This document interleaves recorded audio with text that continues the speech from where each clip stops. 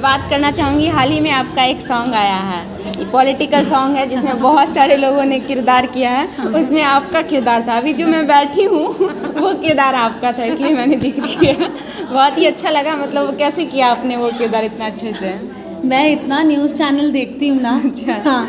हाँ, चाहे जितने भी हमारे एंकर्स हो, श्वेता जी हो, अंजना जी हो, इतना मैं देखती हूँ उनको, उनका हाव भाव मैं इतना पकड़ ली हूँ ना अब कि अब मुझे आ गया था, वो एक बॉडी लैंग्वेज आ गया था मेरे अंदर। थोड़ी देर के लिए लगा नहीं कि यार आपको एक्ट्रेस की जगह एंकर्स होना चाहिए? नहीं, बट एंकर का काम भी बहुत डिफ़िकल्ट होता है, क्योंकि उन पे इतना सच में इतने क्वेश्चंस उठते हैं उनकी एंकरिंग पे, उनके जर्नलिज्म पे। वो भी काम बहुत ही मेहनत का काम है और वो लोग बखूबी करते हैं। जैसे हमको अपनी एक्टिंग पता है, वैसे उनको उनका काम पता है, तो जिसका काम उसी को साझे। वो बहुत अच्छा करते हैं, मुझे वो करने की ज़रूरत नहीं है। यहाँ पे एंकर की एक्टिंग करनी थी, इसलिए मैं कर पाई। अच्छा, आपका जो वो पंच था, मैं चाहूँगी एक बार आप सुनाएंगे आपका वो ममता दीदी वाला, वो सबसे बेस्ट था उसमें। ममता दीदी वाला क्या था? खेला हो बे, खेला हो बे बखेला हो बे, यूपी में बार खेला हो बे।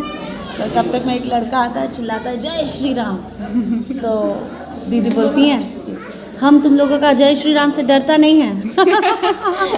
वाकई बहुत फनी था ये। चलिए, ये तो हो गई इंडस्ट्री में आपने रोल किया था। बहुत सारे दर्शक अब ये जानना चाहते होंगे कि वाकई में आम्रपाली जी को कौन सा पॉलिटिकल पार्टी ज़्यादा पसंद है? पॉलिटिकल व्यूज़ मैं अपनी पब्लिक के सामने रखती नहीं हूँ, बिकॉज़ सभी लोग मेरे फ़ैन हैं, हर कोई मुझे प्यार करता है, और मेरे जितने भी फैंस मुझे प्यार करते हैं वो सब लोग अलग अलग पार्टी को पसंद करने वाले लोग होंगे। तो मैं अपनी पर्सनल चॉइस को पब्लिक के सामने अभी इसलिए नहीं लाना चाहती हूँ क्योंकि मैं नहीं चाहती कि उनका मेरे प्रति मानसिकता उनकी बदले। लेकिन हाँ, मैं हर किसी को यही कहूँगी कि कोई ना कोई पार्टी को सपोर्ट करना ज़रूरी है और अपना मत रखना बहुत ज़रूरी है। आपको वोट देना बहुत ज़रूरी है, क्योंकि हम बहुत सौभाग्यशाली हैं कि हमको ये मौका मिला है। हम ऐसे देश में पैदा हुए हैं जहाँ पे हमारे पास ये हक है कि हम अपना वोट दे सकते हैं और अपनी आवाज़ से सरकार बना सकते हैं और गिरा सकते हैं। तो हर किसी को वोट देना चाहिए, हर किसी को पॉलिटिकली एक्टिव रहना चाहिए। आपको पता होना चाहिए कि आपके देश में कब क्या हो रहा है।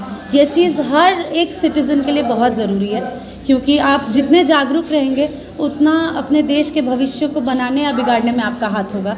तो हर किसी को पॉलिटिकली एक्टिव होना चाहिए। बहुत अच्छी बात कही आपने कि एक एक्टर के पॉइंट ऑफ व्यू से किसी भी एक पार्टी को या फिर पार्टी वाइज होना नहीं चाहिए। इसलिए मैंने ये सवाल किया क्योंकि अभी बहरहाल में भोजपुरी इंडस्ट्री में जातिवाद को लेकर और पॉलिटिक्स को लेकर बहुत सारी विवाद होती रहती है, तो ये कहाँ तक सही है? ये सिर्फ भोजपुरी इंडस्ट्री में नहीं होता है।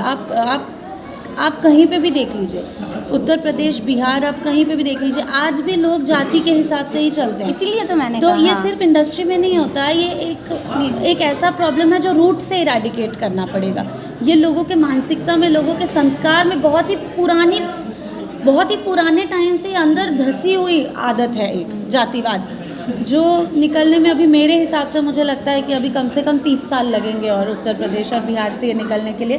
पर जितना जल्दी हो उतना अच्छा, और जितने ज़्यादा लोग एजुकेटेड होंगे, जितने ज़्यादा लोग जानकार होंगे, उतना जल्दी इस तकलीफ़ से हम बाहर निकल सकते हैं। सो आई थिंक सबसे पहली चीज़ जिस पे फोकस करना चाहिए वो है एजुकेशन। जो भी इंसान एजुकेटेड रहेगा वो जाति और ये सबसे उठ के विकास के बारे में सोच के अपनी आवाज़ रखेगा दुनिया के सामने। जी, चलिए आम्रपाली जी, एक और सवाल रहेगा हमारा, क्योंकि मैं प्रॉपर बिहार से हूँ। बिहार में आप लोग बहुत कम दिखते हैं, क्या कारण है? नहीं, बिहार में तो हमारी इतनी फिल्में लगती है, और जब हमारी फिल्में तो लगती है लेकिन आप लोग कम दिखते हैं। जब हमारी फिल्म रिलीज़ होती है हम कोशिश करते हैं कि हम आए बिहार और बिहार में फ़िल्मों का प्रमोशंस करें। अभी तो पिछले 2 साल से कोविड था और कोविड की वजह से हम लोग आ ही नहीं पाए, हम लोग कहीं नहीं जा पा रहे थे।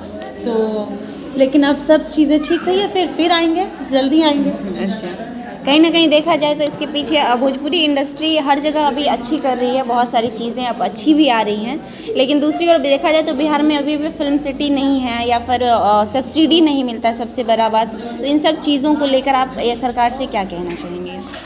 मेरी बिहार सरकार से हमेशा यही मांग रहती है, क्योंकि देखिए ये बात तो सच है, मैं किसी में डिफ्रेंशिएट नहीं कर रही हूँ।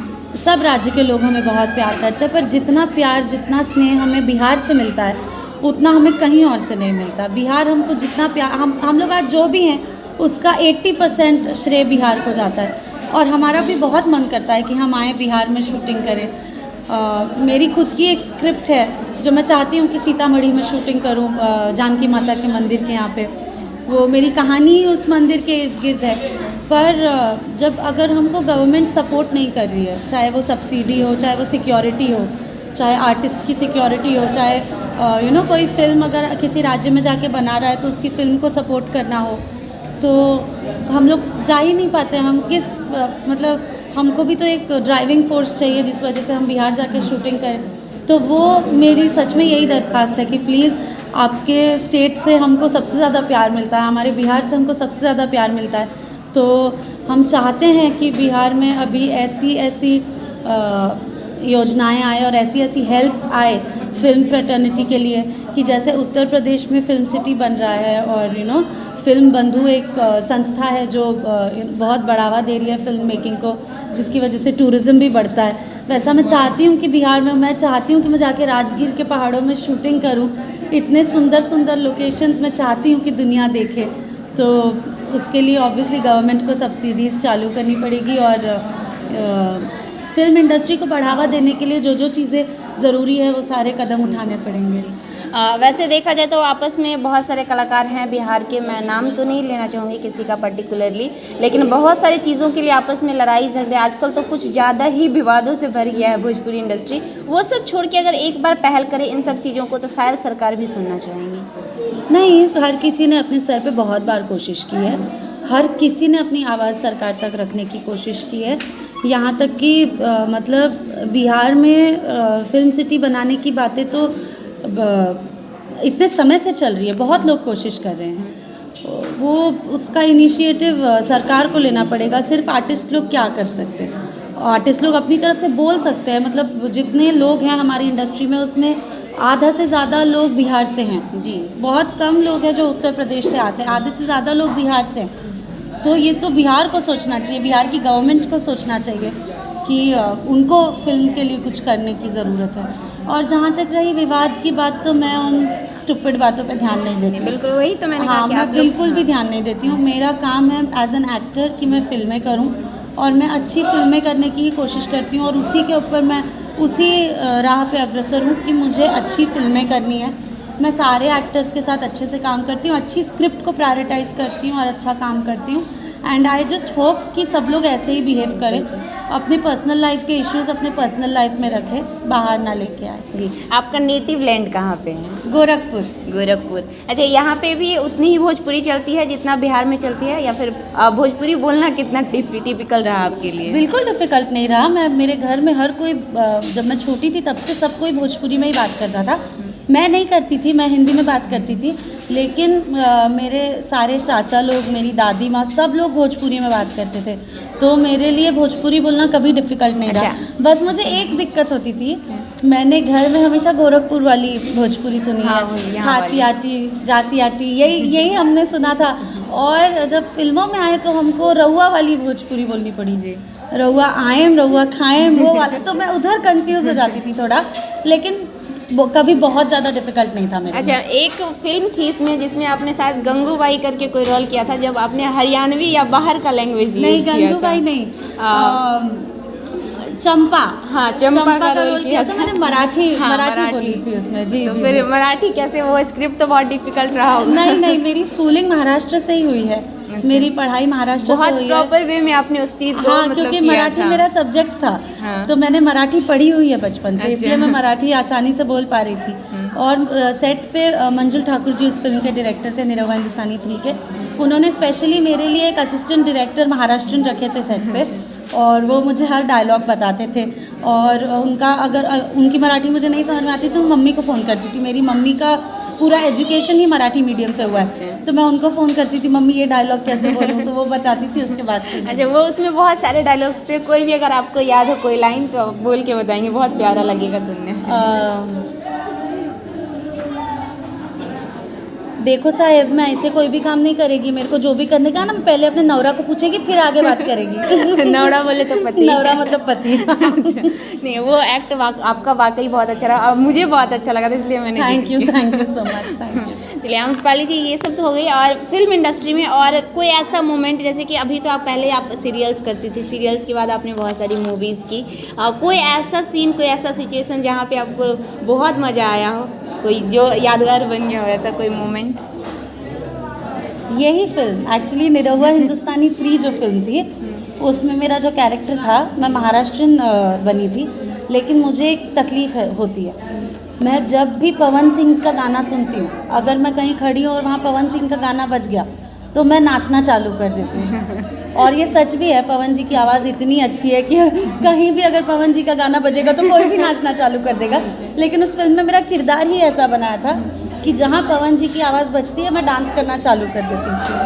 तो एक सीन था कि मैं पूरा घूंघट ओढ़ के पहली बार गाँव में आई हूँ और मेरे सास ससुर और सब मेरे जेठ जेठानी सब लोग खड़े हैं और मैं घूंघट ओढ़ के जस्ट बस से उतरी हूँ घर जाने के लिए अपने, और तब तक पीछे पवन जी का गाना बजने लगता है, लॉलीपॉप लागे लू, और ऐसे टां टां टां टां टां टां जैसे बजता है पहला म्यूज़िक, पूरा घूंघट में जैसे सारी ऐसे घूंघट हटता है और उसके बाद फुल मराठी डांस चालू हो जाता है। सो आई थिंक वो सीक्वेंस शूट करने में मुझे आज तक सबसे ज़्यादा मज़ा आया।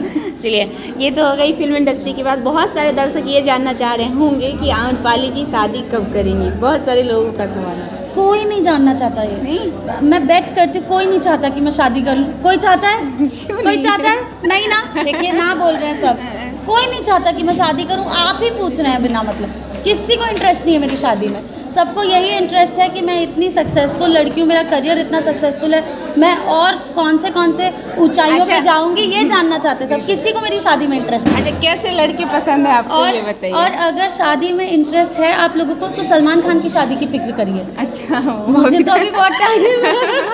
अच्छा, आपको किस तरह के लड़के पसंद हैं? मुझे फिलहाल कोई लड़के नहीं पसंद है, मुझे सिर्फ स्क्रिप्ट पसंद आती है। मेरा सारा प्यार मोहब्बत सब कुछ मेरी स्क्रिप्ट से, लड़कों में कोई इंटरेस्ट नहीं है मुझे। मेरा सिर्फ मेरा कैमरा मुझे पसंद है, मुझे मेरी स्क्रिप्ट पसंद है, बस यही है मेरी ज़िंदगी। और इसके अलावा इसके बाद मेरी फैमिली, बस। अच्छा, बचपन से ही सोच के रखी थी कि मुझे हीरोइन बनना है या बाद में चल के? कीड़े तो बचपन से ही थे। कीड़े बचपन से थे कि मैं माधुरी दीक्षित को कंपटीशन दूंगी, बट तब लगता नहीं था कि अचीव हो जाएगा ये गोल। तो पढ़ाई करती थी, पढ़ाई पे ध्यान देती थी, सोचती थी डॉक्टर बनूंगी अगर हीरोइन नहीं हो पाया तो। फिर मेरी दीदी एक डॉक्टरी की पढ़ाई कर रही थी, नीलू दीदी, उनकी किताबें देखी मैंने इतनी मोटी मोटी, ना बाबा ये सब नहीं करना, अब हीरोइन पे ही ध्यान। आसान काम है। चलिए, जी ये सब ऐसा रहा तो सब पर बहुत अच्छा लगा मैम आपसे बात करके। और थैंक यू सो मच आप लोगों से बात करके मुझे बहुत खुशी हुई। Thank you so much. Thank you. तो अभी हमारे साथ हैं आम्रपाली जी, जो भोजपुरी की बहुत ही खूबसूरत और मशहूर अदाकारा हैं आम्रपाली जी। आज हमने उनसे खास बातचीत की, ढेर सारी बातें हुई, बहुत दिलचस्प रही। आगे फिर मिलेंगे अगले कलाकार के साथ और अच्छे इंटरव्यू के साथ। अगर देखना चाहते हैं तो बने रहिए हमारे साथ।